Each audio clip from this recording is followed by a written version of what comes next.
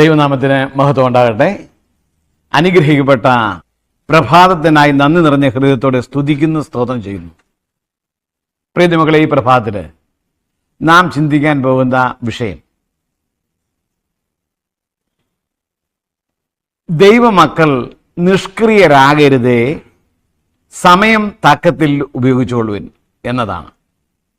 ഇവിടെ ആധാരവാക്യമായിട്ട് എടുത്തിരിക്കുന്നത് മത്തായിയുടെ സുവിശേഷം 20-ാം അധ്യായം 13-14 വാക്യങ്ങളാണ്. ഈ വാക്യങ്ങൾ നാം ഇപ്രകാരം വായിക്കുന്നു: അവരിൽ ഒരുത്തനോട് അവൻ ഉത്തരം പറഞ്ഞത്, സ്നേഹിത, ഞാൻ നിന്നോട് അന്യായം ചെയ്യുന്നില്ല. നീ എന്നോട് ഒരു പണം പറഞ്ഞൊത്തില്ലയോ? നിന്റേത് വാങ്ങി പൊയ്ക്കൊള്ളുക. നിനക്ക് തരുന്നതുപോലെ ഈ പിമ്പനും കൊടുപ്പാൻ എനിക്ക് മനസ്സുണ്ട്. കർത്താവ് ഈ വചനത്തെ നമുക്ക് അനുഗ്രഹിച്ചു തന്നിരിക്കുകയാണ്.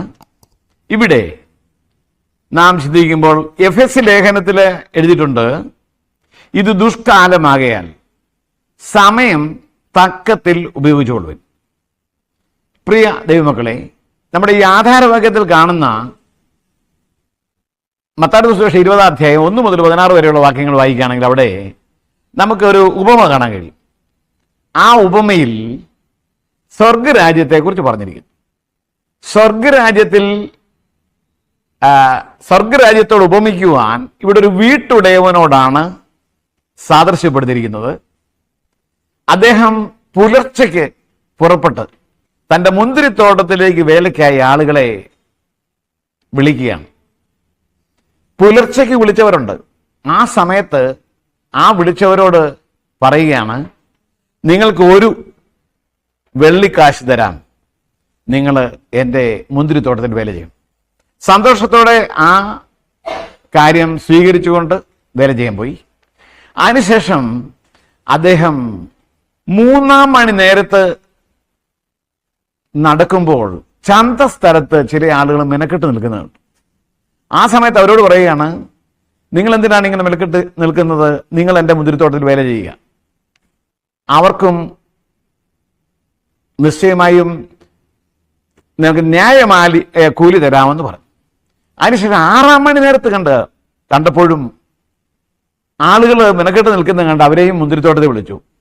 അതിനുശേഷം 9-ാം മണി നേരത്ത് വിളിക്കുന്നു, അവർക്കും വേല ചെയ്യാൻ അവസരം കൊടുക്കുന്നു. ഏറ്റവും അവസാനം പറഞ്ഞിരിക്കുന്നത് 11-ാം മണി നേരത്ത് വിളിച്ചവരുണ്ട്. 11-ാം മണി നേരത്ത് വിളിക്കുക എന്ന് പറഞ്ഞാൽ ഇനി 1 മണിക്കൂറേ ഉള്ളൂ ജോലി ചെയ്യാൻ.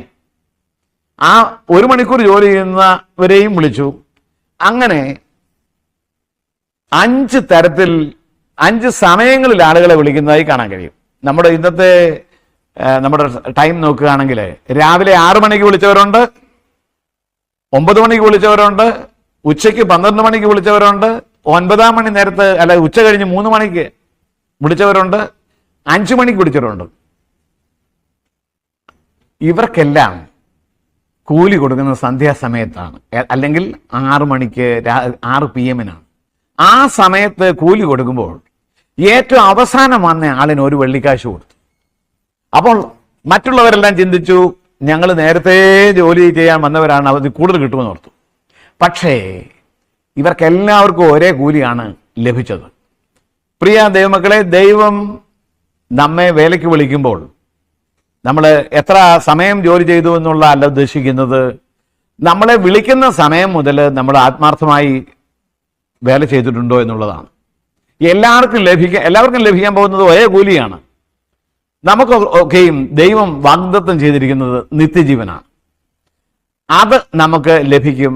അതിലധികമായി നമുക്ക് ഏതോ കിട്ടുമെന്നുള്ള ആ ചിന്തയിലായിരിക്കരുത് നാം. അല്ലെങ്കിൽ മറ്റുള്ളവരുടെ അസൂയപ്പെടാൻ പാടില്ല.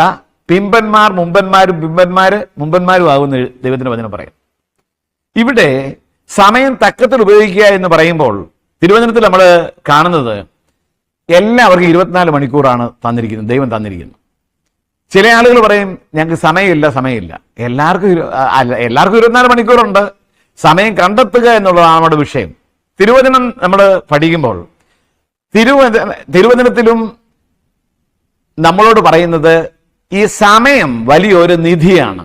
നമുക്ക് നൽകിയിട്ടുള്ള 24 മണിക്കൂറും വളരെ വിലയേറിയതാണ് എന്ന് നമുക്ക് കാണാൻ കഴിയും. നല്ല കാര്യങ്ങൾ ചെയ്യുന്നതിന് വേണ്ടി അത് ഉപയോഗിക്കണം. മാത്രമല്ല, ഈ വിലപ്പെട്ട മണിക്കൂറുകൾ നിഷ്പ്രയോജനമായി തീരരുത്, അതിനെ പാഴാക്കരുത്. ദൈവത്തിന്റെ വചനം നമ്മൾ പഠിക്കുമ്പോൾ ഈ ലോകത്തിൽ തന്നെ ആളുകൾ പറയുന്നത് സമയം പണമാണ്, ടൈം ഇസ് മണി എന്ന് പറയാറുണ്ട്. അത് ശരിയായ രീതിയിൽ എന്ത് ചെയ്യണം? നമ്മളതിനെ കാണണം. വിലയേറിയ ഒന്നാണ് സമയം എന്നുള്ളത്. വലിയ വരുമാനമില്ലാത്ത ആളുകൾ, അതായത് വലിയ വരുമാനമില്ലാത്തത് കൊണ്ട് ജോലി ചെയ്യാതിരിക്കുന്നുണ്ട്, നിഷ്ക്രിയരായിരിക്കുന്നുണ്ട്. പക്ഷെ സമയം ഒരു കാരണവശാലും പാഴാക്കരുത്. സമയം ഒരു താലന്തായി നമുക്ക് കാണാൻ കഴിയും. ഈ താലന്ത് സ്ത്രീ പുരുഷന്മാർ, അതുപോലെ തന്നെ ബാലിക ബാലകന്മാർ, യുവജനങ്ങൾ എല്ലാവരും ഒരുപോലെ പ്രയോജനപ്പെടുത്തണം എന്ന് നമുക്ക് കാണാൻ കഴിയും. ഒരു കാരണവശാലും സമയം പാഴാക്കരുത്. ദൈവത്തിന്റെ വചനം നമ്മൾ പഠിക്കുമ്പോൾ കിട്ടുന്ന സമയം തക്കത്തിൽ ഉപയോഗിക്കണം. അതുപോലെ തന്നെ വേതനം കുറവാണെന്ന് പറഞ്ഞ് ജോലി ചെയ്യാതിരിക്കരുത്. ചില ആളുകൾ ചിന്തിക്കും, എൻ്റെ അന്തസ്സിന് ഒത്തവണ്ണമുള്ള ഒരു ജോലിയല്ല ഇത്, അതുകൊണ്ട് ഞാൻ അനങ്ങാതിരിക്കും, ഞാൻ ജോലി ചെയ്യത്തില്ല. പക്ഷേ നമ്മൾ അങ്ങനെ ജോലി ചെയ്യുമ്പോൾ നമ്മൾ നിഷ്ക്രിയരായി നമ്മളെ പ്രയോജനമില്ലാത്തവരാക്കി തീർക്കുകയാണ് എന്ന് കാണാൻ കഴിയും. അതുപോലെ ദരിദ്രന്മാര്, അതായത് സാമാന്യമായ വേതനമേ ലഭിക്കുകയുള്ളൂ എന്ന് വെച്ച് ജോലി ചെയ്യാതിരിക്കുന്നു. അങ്ങനെ ചെയ്യാൻ പാടില്ല. നമുക്ക് കിട്ടുന്ന സമയം നമ്മൾ ചെയ്യേണ്ട കാര്യങ്ങൾ ഭംഗിയായി ചെയ്യുക എന്നുള്ളതാണ്. അതുകൊണ്ട് അന്തസ്സിനും അപമാനത്തിനും ചേർന്നതല്ല എന്ന് വെച്ച് ഒരു കാര്യം ചെയ്യാൻ പാടില്ല. എല്ലാം വിലയേറിയ സമയമാണ്, അത് ശരിയായ രീതിയിൽ നമ്മൾ ഉപയോഗിക്കണം. മാത്രമല്ല, ഏറ്റവും അവസാനം പറയാൻ ആഗ്രഹിക്കുന്നത്, സമയം പാഴാക്കുന്നത് പാപമാണ്.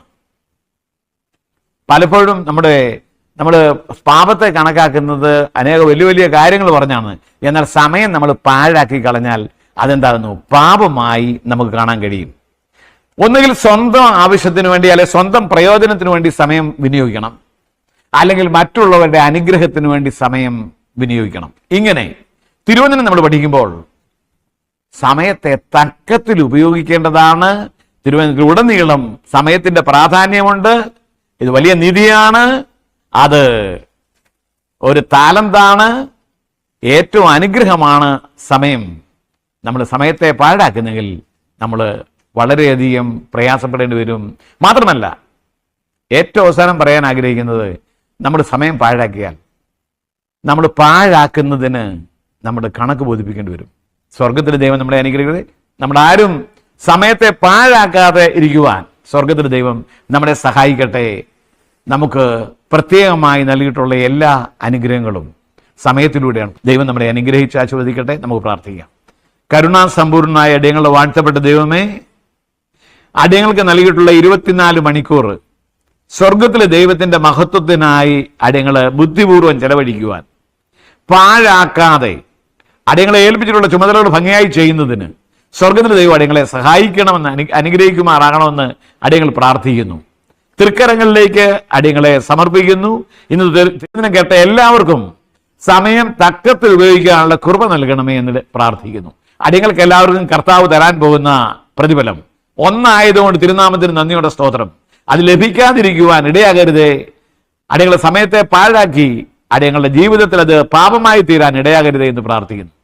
ഈ സമയത്ത് ഇന്ന് ബർത്ത്ഡേ ആഘോഷിക്കുന്ന എല്ലാ പ്രിയപ്പെട്ടവരെയും കർത്താവിന്റെ കരങ്ങളിൽ സമർപ്പിക്കുന്നു. രോഗികളായിട്ടുള്ള കർത്താവിന്റെ മക്കളെ സമർപ്പിക്കുന്നു. സിസ്റ്റർ ആഷ്ലിയെ കർത്താവിന്റെ കരങ്ങളുടെ അടിയങ്ങളിൽ സമർപ്പിക്കുന്നു. പ്രിയമകളുടെ ബർത്ത്ഡേ ഇന്ന് ആയിരിക്കൊണ്ട് തിരുനാമത്തിന് സ്തോത്രം. ഉയരത്തു നിന്നുള്ള അനുഗ്രഹം പ്രിയമകളുടെ മേൽ കർത്താവ് വരുത്തുമാറാകണം. കുഞ്ഞുങ്ങളെ അനുഗ്രഹിക്കണം, മാതാവിനെ അനുഗ്രഹിക്കണം, ആവശ്യങ്ങളെല്ലാം കർത്താവ് നിറവേറ്റണം. യേശു ക്രിസ്തുവിൻ നാമത്തിൽ അടിയങ്ങളുടെ പ്രാർത്ഥന കേൾക്കുമാറാകണമേ. ആമേൻ.